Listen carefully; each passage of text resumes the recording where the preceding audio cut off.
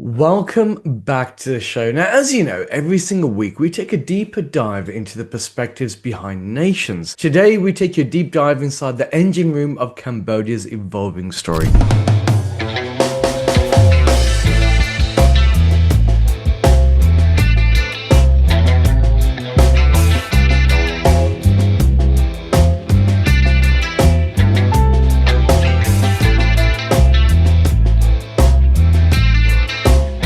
Nation balancing a rich history with the fast tides of global trade and diplomacy.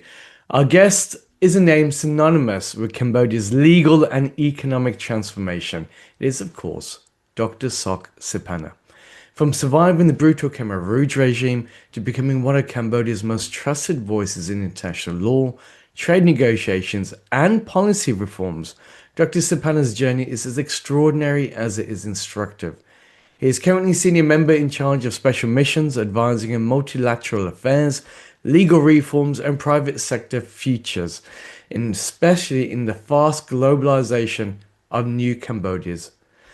A former key negotiator in Cambodia's succession to WTO, a former UN and WTO trade expert, and a legal mind with doctorates from the US, Australia, and France. He brings a rare depth to our conversation. God, you have got such a long introduction to you, haven't you, Dr. Siphana? It's unbelievable. I guess once we kick off here, this isn't just a podcast for me. It's a masterclass in statecraft. It's resilience and relevance from one of South Asia's most respected leaders, which is yourself. But before we get into the hustle and bustle of business, I have to ask, Dr. Siphana, I've been to Cambodia. I've had the opportunity to meet with a lot of the leaders there, especially in both the private sector and the public sector. There's one question I failed to understand at this moment in time. What does it mean to be Cambodian? Well, I think it is a existential issue because you have to bear in mind that in the 70s we went through the genocide, and after the genocide we went through 10 years of so-called socialism when Vietnam was in Cambodia.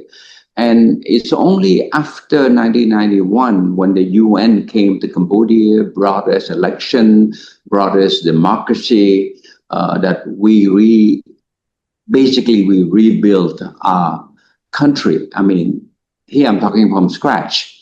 From 93 onward, you have to bear in mind that most of the country are poor, dirt poor, sheer misery. Because after the war, what do you expect? A war and a genocide to compound the whole effect. And in fact, for us, it was the reintegration into the world economy that defined our current Cambodia. It was the WTO that really enabled us to show the world that we are now open to the world. We're no more isolated. We're no more a post-crisis country. We welcome investment.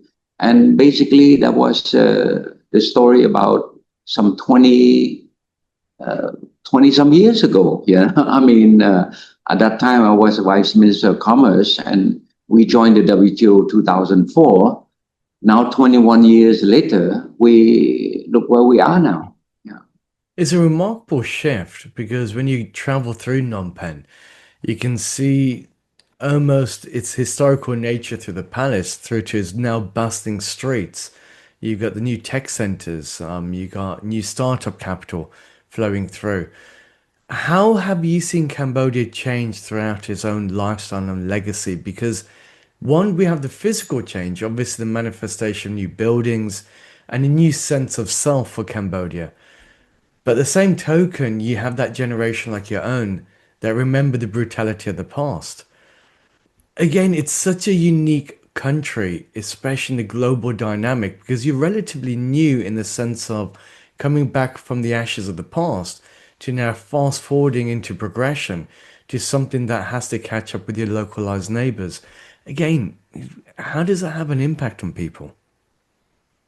I think after the war, the world came to help us, to be very fair. the international community came to help us. And there's one thing I always say when I meet with the ambassador is to say thank you to them, because through them, they've been able to get us a lot of scholarship. A lot of young Cambodians got scholarship to study abroad, to the US, to France, to Singapore, to Australia. Just to give you an idea, alumni, because I'm in the Australian alumni club, we have for the last 20 years or so, we have more than 24,000 alumni, meaning that these are some 24,000 Cambodians who have gone to Australia, study for a bachelor, for a master, for a PhD, who 7, 8, 9 years later are back home now. They're back in Cambodia. So just the Australian alumni alone is over 20-some thousand people. I'm not talking about France. I'm not talking about the US. I'm not talking about the UK. I'm not talking about New Zealand. I'm not talking about Singapore. So in Cambodia, we speak English as a lingua franca. When I used to run the law firm 2 years ago, in our law firm we speak English. We speak Khmer when we order food in the local shop, right? But the language that we use for business are English. But there's a real sense of self in Cambodia. That's the interesting thing. Despite of its past, there's a sense of self and a belief of where Cambodia is heading to. Now, often Cambodia is seen as this rising star of the ASEAN. What do you believe is the most misunderstood aspects of its economic potential on the global stage? Well, okay, I would say on this one, people need to know the history, the economic history of Cambodia, because it did not happen in Vietnam, it did not happen in Laos, it did not happen in Thailand, it did not happen in Myanmar. Because after the war, when the Khmer Rouge entered the city, they kicked all of us outside the city. So for the next 4 years, we were living, doing hard labor in the countryside. 79, when the Vietnamese came to Cambodia and kicked Khmer Rouge out, for the next 10 years, we were living under socialism. And it's only when Vietnam pulled out that we start to recognize private property. So bear in mind that for about 15 years, there was no private property because the Khmer Rouge kicked all of us out, abolished private ownership. So 1989, we start to recognize private property. But I have to go back a bit because when the Vietnamese came and kicked the Khmer Rouge out, we all came back to the city from the countryside. And when we walked back to the city, we cannot go back to our old house because somebody stayed in that house already. So we all move back as squatter. You take the first available house that you find on the street, you move in, and that became your house. It's a protection against the sun's protection against the rain. There was no ownership per se. So for about 10 years or so, we all lived there without any sense of ownership. It's only afterward that the state started to recognize. So what the state did was to call you and then say, okay, bring your 3 neighbors. So you bring the left neighbor, the right neighbor, and the neighbor leave behind. And they were certified. They would say, look, I've been living in that house. And the state gave me the title to the house that I've been living as squatter for the last 10 years or so. So for about a good 10 years afterward, there was no real value because it's just a protection that you have a roof, right? There's no real economic value because the country was just a post-war crisis. The real game-changing aspect came after we joined the WTO. That's when investors start to flock into Cambodia. And guess what? A investor come and decide, well, I want to buy that land, that rice field to build a factory. So certainly This farmer who've been plowing the rice field for the last 10 some years certainly have 100, 200, $300,000, depending on how much land he has. So now I'm talking about the countryside, right? You know, along the road, the major highway. But imagine those who live in the city. Certainly, I have a house that I could rent to an NGO for $3,000, for $5,000. And of course, because security reason, because bear in mind that for about 10 years, we are not really that safe yet because the Khmer Rouge are still lurking in the countryside. It's only after we have, in 1999, when the Prime Minister have the win-win policy, that we disband the whole Khmer Rouge, right? The Prime Minister give an amnesty to the Khmer Rouge. So the whole country is under one administration, and that's when we have the full peace. So you think about it, we only have full peace about 26 years ago. That's it. So basically at that time, I have a house that has some value now. Before it's only a protection against the sunshine and the rain. Yeah. Now the investor come and say, look, Siphana, metaphorically, I want to rent your house. Okay, Siphana, I want to buy a house. I want to do something about it. And at that time, we have no taxation yet. No taxation. Taxation law came only in 97. Because after the war, we have to start the legal system from zero. So you live there, you don't pay tax. You work, you don't pay tax. So all this cash go where? If I rent to you, you know, Rajan, and then you move to my house, you set up an NGO, you pay me $5,000 a month, that money go where? To my pillow, to my mattress, under my mattress. And that money stay there. So bear in mind the UN spent about $2 billion in peacekeeping operation. They have 20,000 UN troops in Cambodia for 2 years. So say half of it, say 1 billion was transferred back to the home country of this UN peacekeeper. The other half stay in country in terms of renting the house, in terms of doing the laundry for the UN peacekeeping, in terms of a restaurant for the US peacekeeping. So 1 billion stay in the country under the pillow. So that's why Cambodia is a lot of cash. It's a lot of cash because all this cash start to emerge after we joined the WTO. Yeah. When the investor came, we start to spend the money. We feel we're safe enough that we want to improve our house. We want to paint our house. We want to remodel the house. So all this money resurfaced. That's why Cambodia, you have so many car dealerships. BMW, Audi, even have Rolls Royce, well, Bugatti, Lamborghini, because everything. Because why?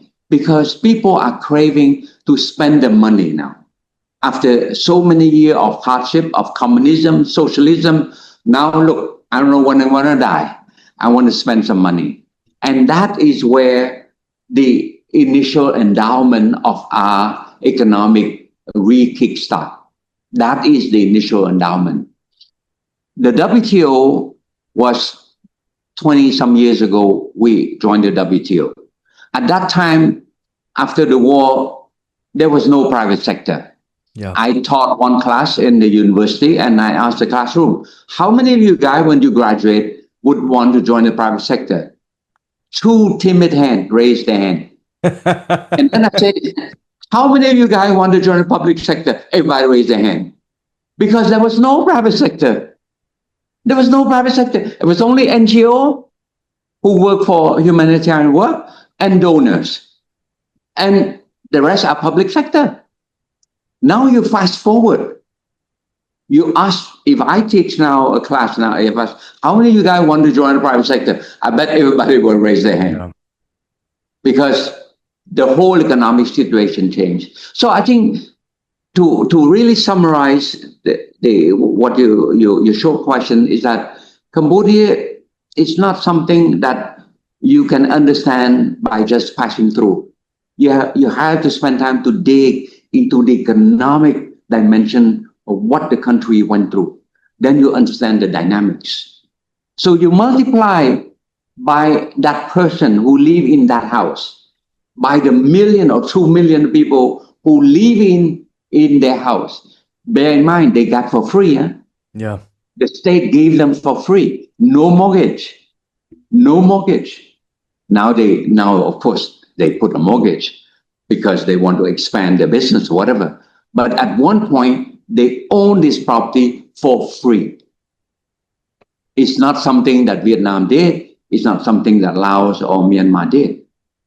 Cambodia, this is our initial economic endowment that enable us to, of course, in the UN statistic, in the World Bank statistic, we're still a least developed country.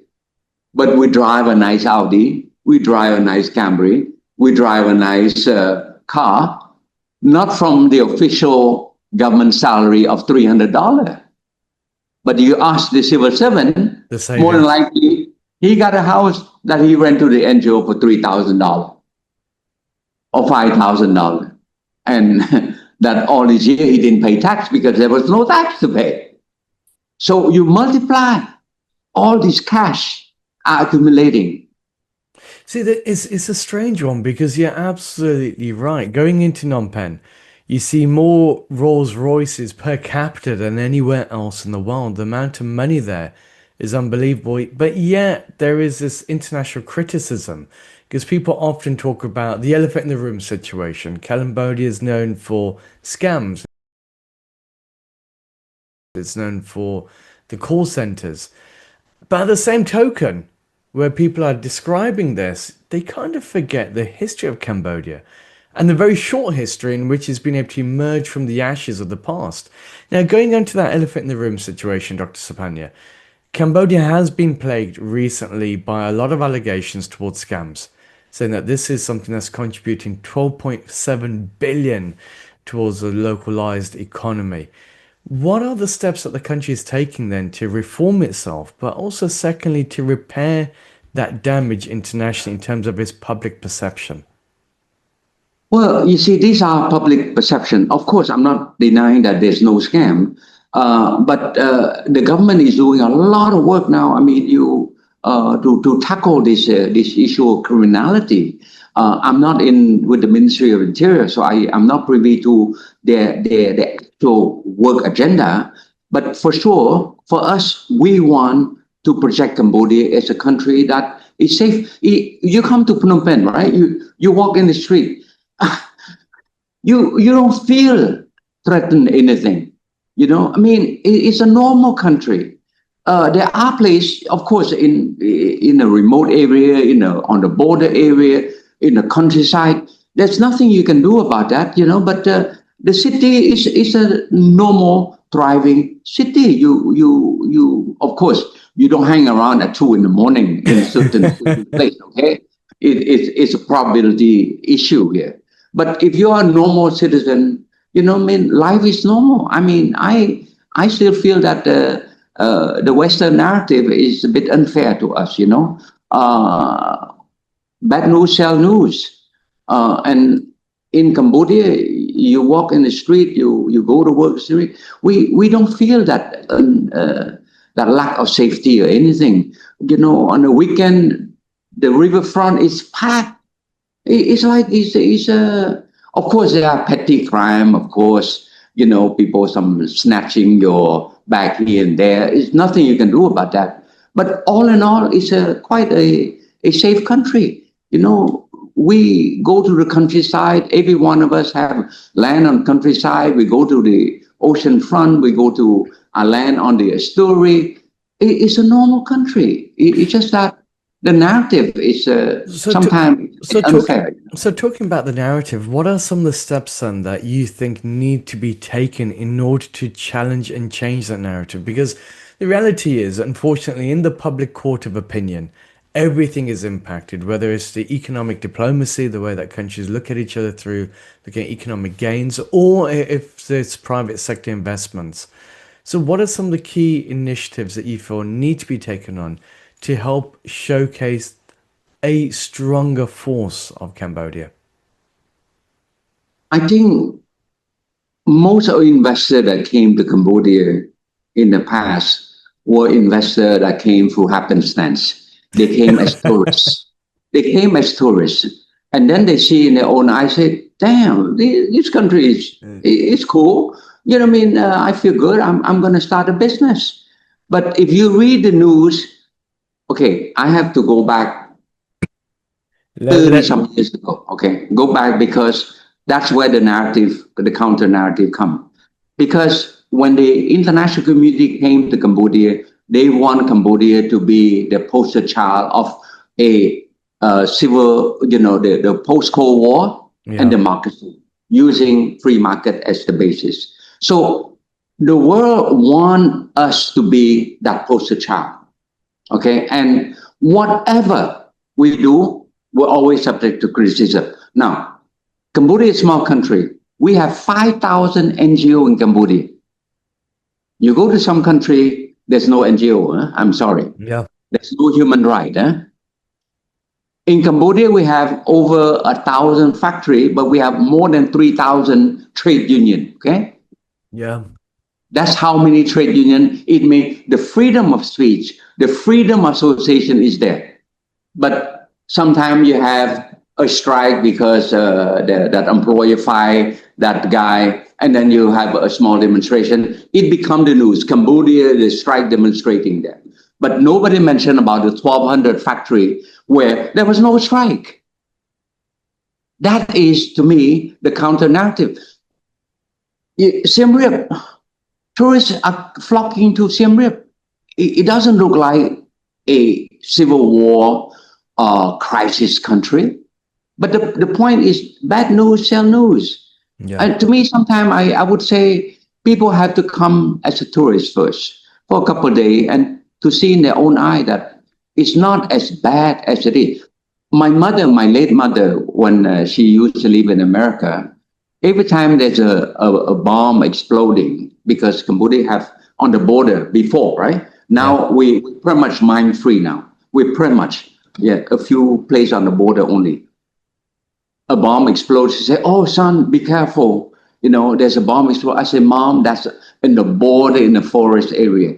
I live in the city. Okay? But the perception, even my own mother, perception. But perception is reality. But discussing that, there have been some really good initiatives coming from Cambodia. One is the Cambodian Private Commercial Center that we helped set up in India, as well as now here in the UK in the coming months. Why do you feel that this is an important step for Cambodia to be taking? To me, it's about reaching out to the world, reaching out to India, reaching out to the UK, reaching out to this country, because only through personal relationship because let's face it, Cambodia is not a big country. We're only 16 million. So we don't need tons of people, right? No. But the relation I have, for example, with Jazz, will enable Jazz to tell his friend, because Jazz was in Cambodia so many times. He can tell personally how he perceived Cambodia. If I have other contact through the commercial center, I could tell my story. But at the end of the day, it's all word of mouth. Word of mouth is the main thing that will change Cambodia. I don't trust the Western media because they have a hidden agenda. I mean, it's fair as that because they all copy each other. Reuters copy from CNN, CNN copy from BBC, BBC copy from another one. Before you realize the whole world's talking about bad things about Cambodia. But does it mean that the flight coming to Cambodia is empty? The flight are booked solid. Absolutely. Every day I want to fly to Singapore, I better book ahead of time, 2 or 3 weeks ahead of time. If Cambodia is so bad, why the flights are packed every day? And now you got direct flights from India. You got Emirates that are there as well. Emirates, Qatar, everybody's flying to Cambodia. Oh, by the way, by September we will have one of the top 10 largest airport in the world.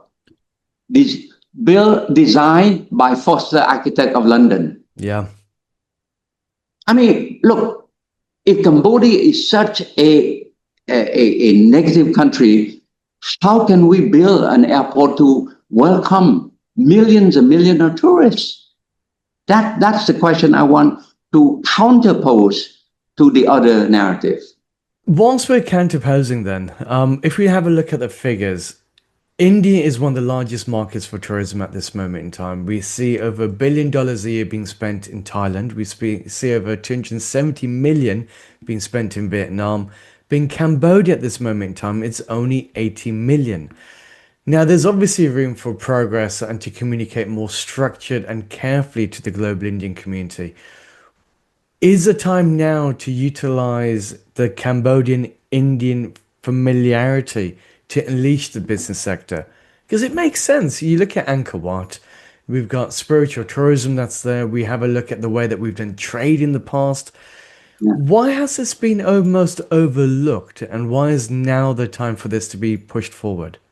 Okay, again, it's you have to look from a historical context. After the war, there was a rebuilding of a tourist. Before we joined the WTO 20 years ago, we barely have 150,000 global tourists because the perception of Yeah. security, the war and everything, right? Before COVID, we hit to 6 million, right? Before COVID, most of our tourists are Westerner, American, European, right? Right before COVID, when the Belt and Road boom, a big mass of Chinese tourists, right? India came later in the game, right? So now what you see is a phased approach. So it's not that we don't have a good relation with India. It's just that at some point in time there was no real, because India Act East was very recent also. Yeah. Before it was a policy, look east. You only look, you don't act. Now India is thriving, and India have a Act East policy. India is very involved in ASEAN. So by default, India now is a time when they start to look at the region, right? So, okay, you look at why less Chinese tourists because of the COVID. So it's a Yeah. lot to do with historical distortion. COVID is a historical distortion in the wave of tourism, as much as in other economic aspect, right? Yeah. I think over time, tourists will be built back. But now we start to see that we have tourists. Sadhguru was here. Yeah. Sadhguru was in Cambodia last year. I mean, the historical relation is very strong. We have the Mekong Ganga Corporation. Yeah. We have a textile museum of Indian and Mekong region textile, right? So a lot of things that we can build and promote, right? But again, it all starts with people. People will be the one who will talk about it. Yeah. Vice versa, Cambodia also travel to India for Buddhism. Bihar, all this country is a strong, cultural connection between Cambodia and India. Look, I mean, I had a talk with about some 20 years ago with the Indian ambassador. You know what he said? He said, well, Cambodia have some technical assistance from India about some, over 1,000 years ago, but then they improve on that, right? Because go to some temple, there's Indian inspiration. And well, even the currencies, you got the currency museum in Phnom Penh, and you can Yes. see the initial coins that came in. And I think what we sometimes forget is that that cultural familiarity pays dividends, especially in the world in which we now live, which is governed by rules, regulations, and economics. The fact that there is a similarity in the way that we both look at each other and look at the world works. Like fast forwarding on from there, we've seen now obviously with the CPCC, huge opportunities coming in from the ports, for example, the Adani Group were recently in Cambodia. We've seen the cashew nuts deals coming through. This could be one of the largest ones in Cambodia's history. And now two private commercialized buildings, one in the heart of the city of London and the other one in the heart of India. Now, these are huge strides that have been moved ahead from this. What are your hopes that this will achieve for Cambodia? I think it will re-energize the relation. It will catapult the relation, the economic and trade investment opportunity for the country. And that's how I see the role of the center, because I still believe in the physical standing.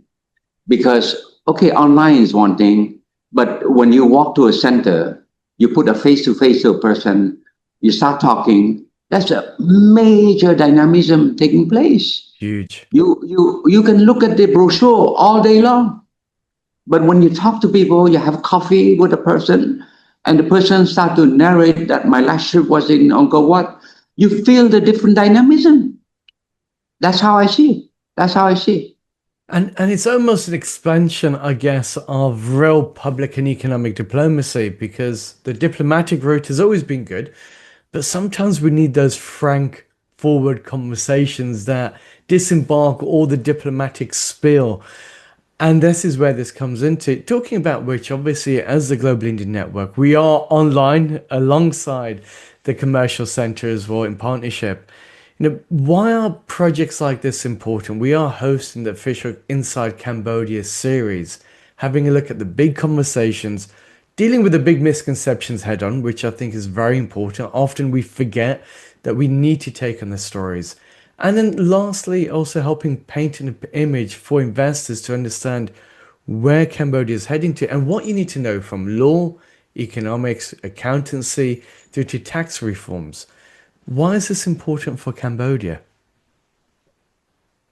To me, if Cambodia will thrive over the next several years, bear in mind that in 2029, we will graduate from a least developed country status to become a developing country, like Thailand, like Vietnam, like Malaysia, like Indonesia. I mean, let's face it, in less than one generation, we move from a post-war, dirt poor, misery-stricken to a developing country. Now, that is something that no other country in the world, I can assure you. You Google, you find me a country where you have the UN move in as a peacekeeper that was able to sustain such a long peace period.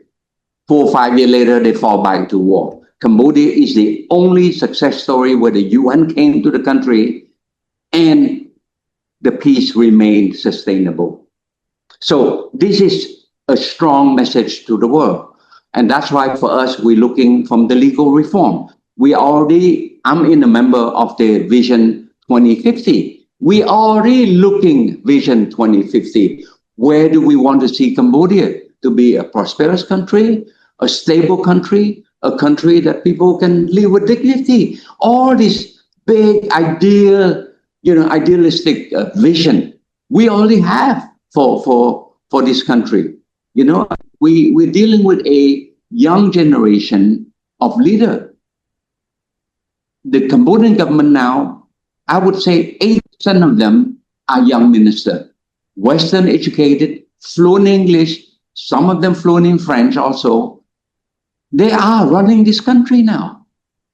I mean, you talk about legal thing, you talk about economic, you talk about power purchase agreement, you talk about BOT, they can relate to it. Yeah. They can relate.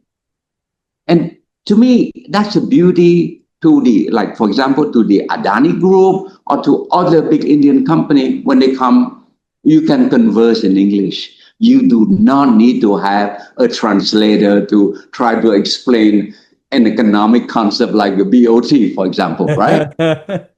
This is something that the beauty of a small country, we're very flexible. We are not rigid like 100 million, a population like Vietnam or Thailand, 70 million. We're 16 million.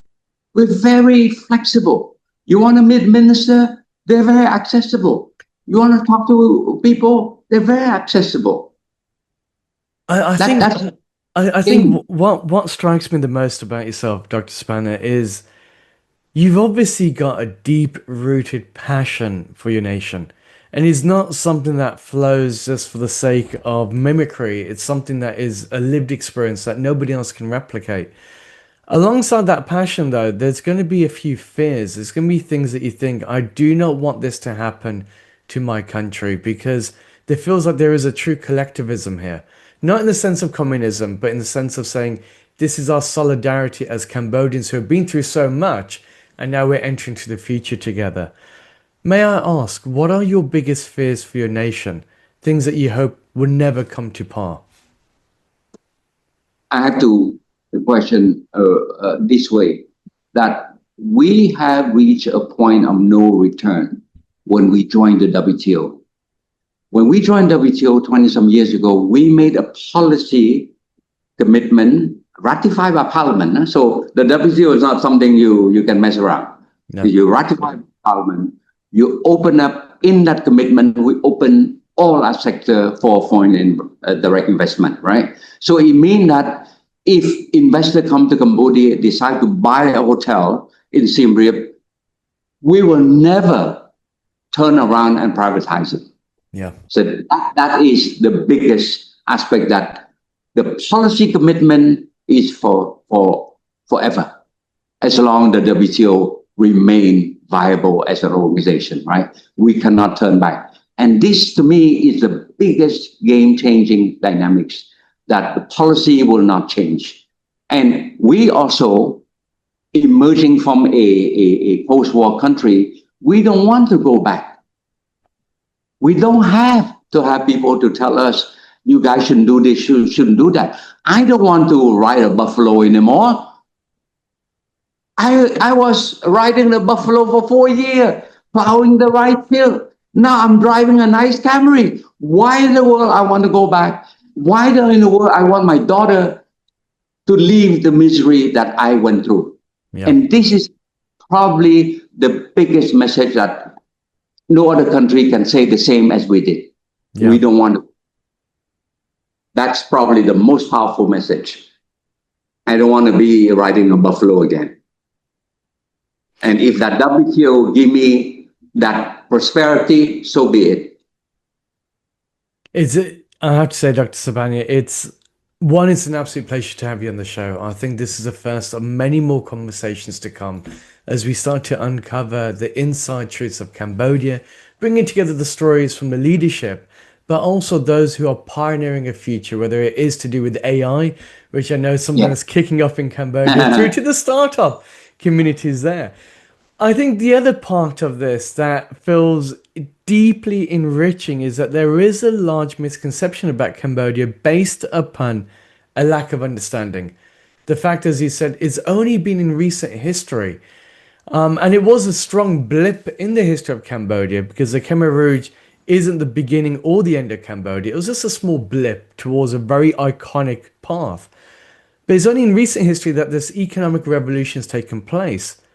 But by gosh, how quickly have you guys come within a short space of 20 odd years?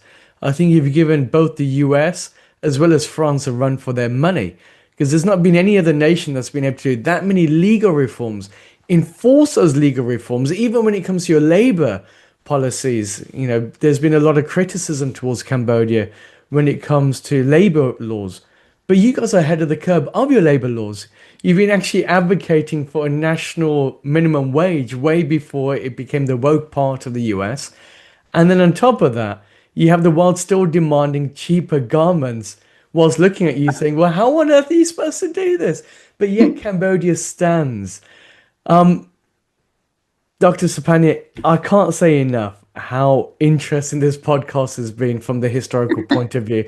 I'm still waiting to uncover what true Cambodianness means, giving me a sentence that stitches together this tapestry of a nation. I'm going to give you one more chance here. If you can do me a favor, and the audience out there, we've got over 20 heads of state, 300 ministers, billionaires, as well as the big industrialists behind us.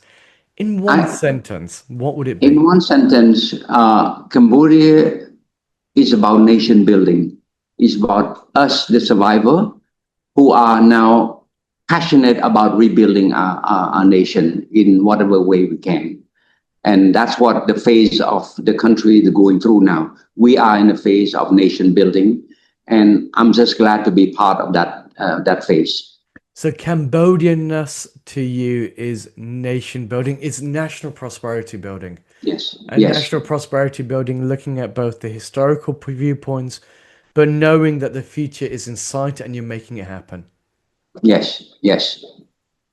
Brilliant. Dr. Siphana, it's been an absolute pleasure to have you on this morning. Thank you, thank you, thank you, Rajan. Yeah.